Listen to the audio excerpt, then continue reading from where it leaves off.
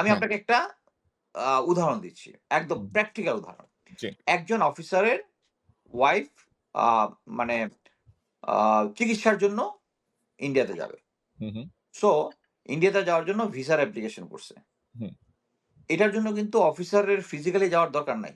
Right. তাই না? DA ensure করেছে যে অফিসার নিজে ওখানে যাইতে হইছে। কয়েকটা ছোটখাটো সমস্যা হয়েছে।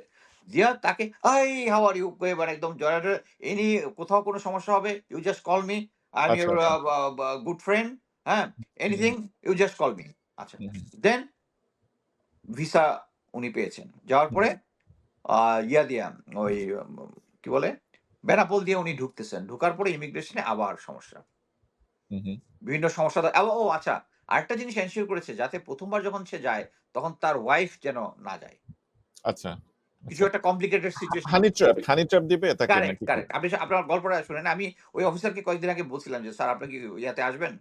মানে উনি এখনো রাজি হচ্ছে না। যদি হয় আমি আপনাকে বলব ওই ইয়াতে। আচ্ছা। তারপরে তাকে উনি ইয়াতে গেলেন। যাওয়ার পরে বিশাল সমস্যা। হ্যাঁ? এবং পরবর্তীতে তার ট্রেনের টিকেট কাটা ছিল ওইটা মিস হয়ে যাবে এরকম ব্লা এরকম সমস্যা। সেই কি করবে ওই ডিএ কে ফোন দিছে।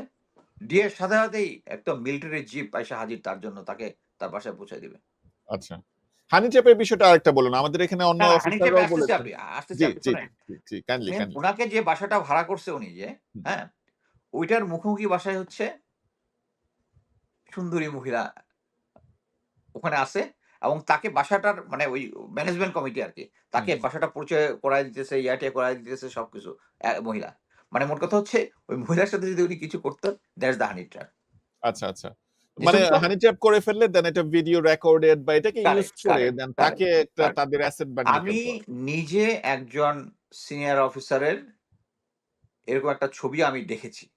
আপনি দেখেছেন? আমি দেখেছি। একজন এ না কেনা আরেকজন সিনিয়র অফিসারের। আচ্ছা। হ্যাঁ? ইন্ডিয়াতে হয়েছে সেটা? যেটা আমি অ্যাজিউম করি এটা ইন্ডিয়াতে হয়েছে। আমার কাছে ছবিটা যে আসছে তাকে এবং অ্যাকচুয়ালি তার সেনাপ্রধান হওয়ার কথা ছিল। পরে সরকার জেনে যায় তাকে ওটা বিএনপির সময় তাকে কি নাম? সেনাপ্রধান সেই বানানো হয়। অফিসারের নামটা কি? আমি নামটা বলব না। নামটা বলেন আমাদেরকে। নামটা না, বললে না। হি খুশি ইস হব। A very respectable man. আ আচ্ছা। অন্যান্য সবকিছু তার দেশপ্রেমিতে কোনো ইয়া নাই।